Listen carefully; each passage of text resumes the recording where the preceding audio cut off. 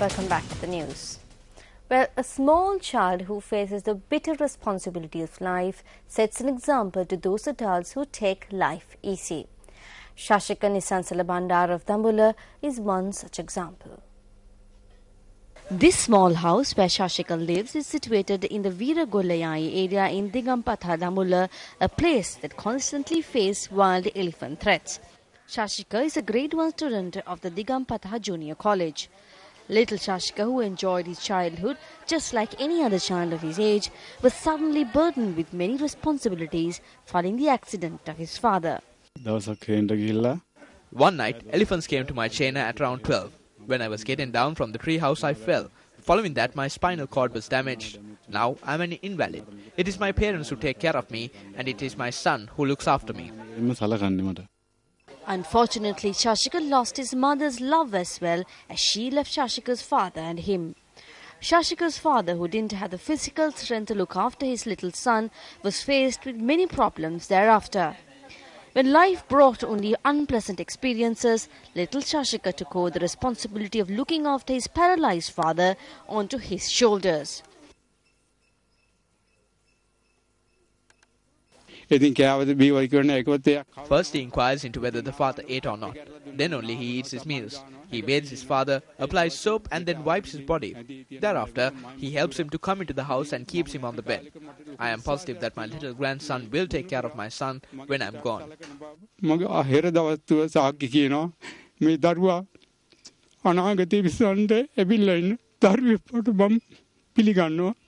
These grandparents do their utmost to provide a good education to Shashika, who is dedicated to take care of his father, their son. Isn't it possible that little Shashika might be thinking about his father, though he is doing his studies?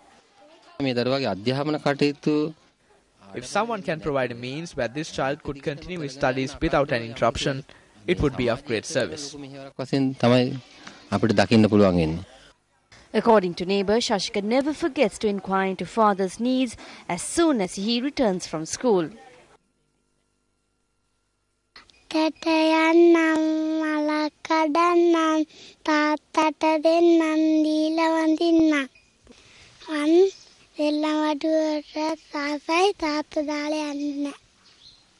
This is what the father had to say about his son. My son is a great source of strength to me. Doesn't little Shashika set an invaluable example to the present society where such human values are slowly deteriorating?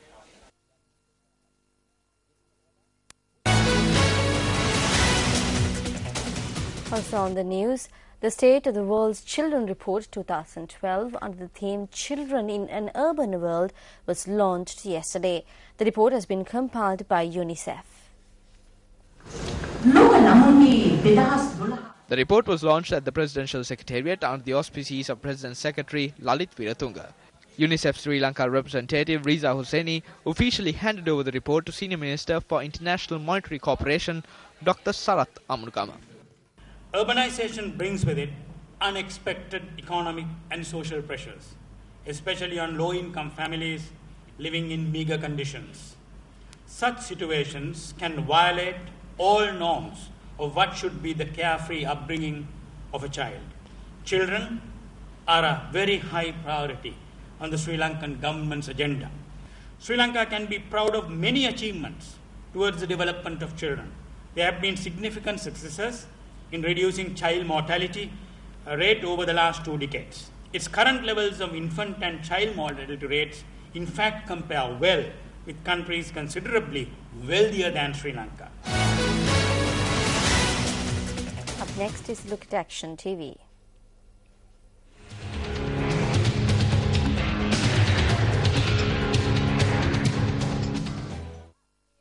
On the 19th of February, Action TV first revealed to the country that the Mayor of Colombo had taken steps to temporarily suspend the activities of the Colombo Municipal Council Flying Squad. Following this revelation, the Municipal Commissioner of Colombo wrote a letter to Action TV asking us to correct a mistake which they say occurred during our initial revelation. When considering this letter, which was issued by the Municipal Commissioner, it can be seen that the Commissioner only had an issue with one fact revealed by Action TV and not the complete report. However, this fact, which the Municipal Commissioner highlights as a mistake, was revealed by Action TV based on facts.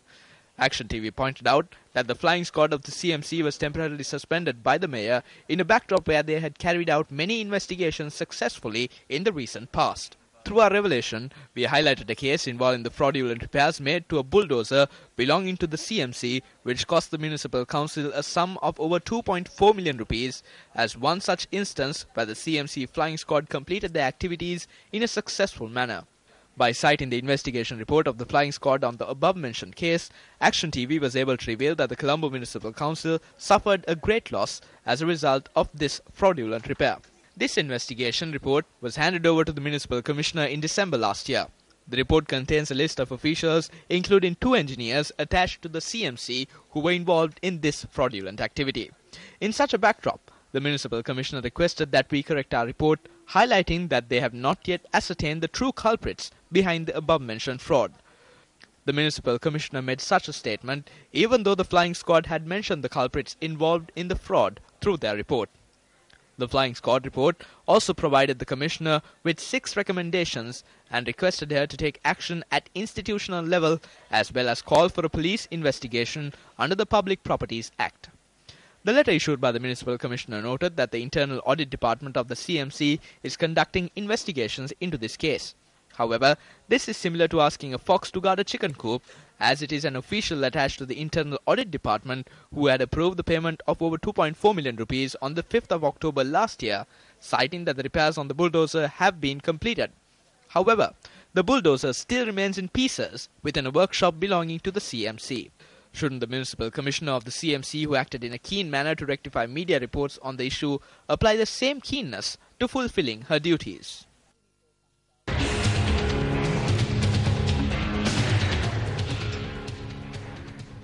Also in local news, UNP parliamentarian Sujiva Senasinghe met people living in the Slave Island area this morning. UNP parliamentarian Sujiva Senasinghe visited Slave Island today following information came to light that the Urban Development Authority has issued letters demanding people living down the railway lane in Slave Island to vacate their houses.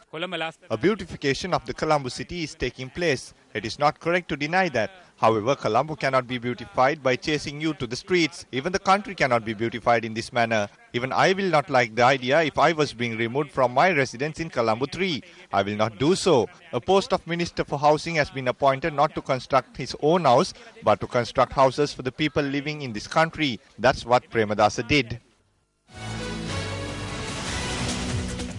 A group of senior representatives of the United National Party, including opposition leader Ranil Wickremesinghe, visited the Dambulla Economic Centre today. The group, including the opposition leader, inquired into the problems faced by the farmers during the visit. We were informed that a box of tomatoes is sold for 100 rupees and the cost incurred is 70 rupees. Therefore, the profit from 18 kilos of tomatoes is just 30 rupees. That means the profit is less than 2 rupees per kilo. But a kilo of tomatoes is being sold at 75 to 80 rupees in Colombo. Is there a market system where the farmer can survive? This is why we need a national policy.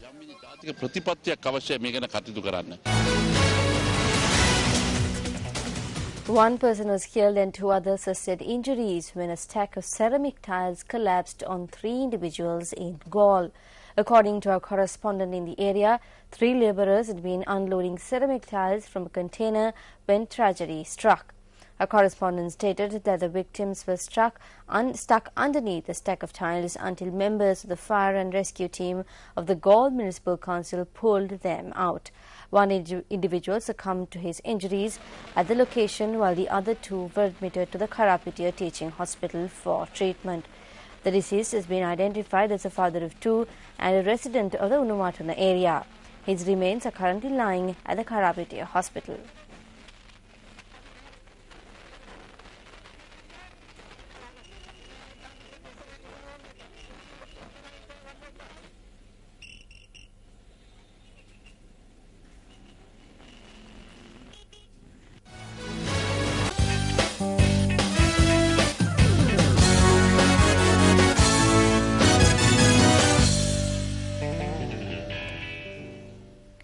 Ramesh Irgalbandar joins us in the studios with the very latest from the world of sports. Ramesh, it's over to you. Thank you, Arundhati. Starting things off with some cricket news, manager of the Sri Lankan cricket team, Charit Senanayake, stated that measures have been taken to send injured all-rounder Thisara Perera back to Sri Lanka.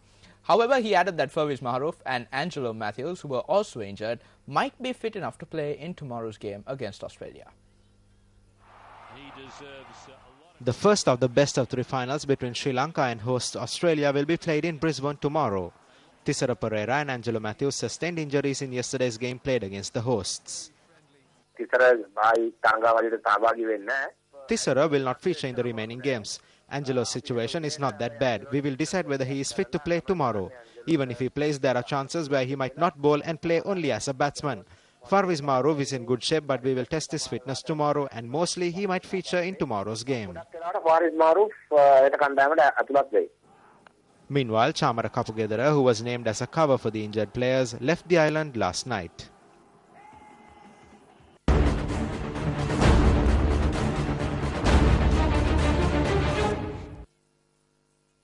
Match. St. Peter's College Bambalapitiya beat St. Joseph's College Colombo by 6 wickets in their 78th Battle of the Saints. The second and final day of the match was played at the Pisara Oval today. Earlier, batting first, St. Joseph's College were bowled out for 141 runs in their first innings. In reply, St. Peter's College were bowled out for 192 runs in their first innings. Batting in their second innings today, St. Joseph's College were bowled out again for 165 runs. In reply, St. Peter's College reached their target of 115, losing just 4 wickets. Meanwhile, the 83rd Battle of the Maroons between Ananda College and Nalanda College commenced at the SSC grounds today. Being invited to bat first, Nalanda College declared their first innings on 246 runs for the loss of 9 wickets.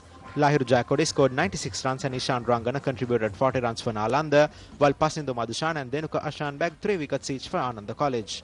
In reply, Ananda College posted 72 runs for the loss of 2 wickets at stumps and Danuka Madushan was unbeaten on 37 for Ananda. The match resumes tomorrow.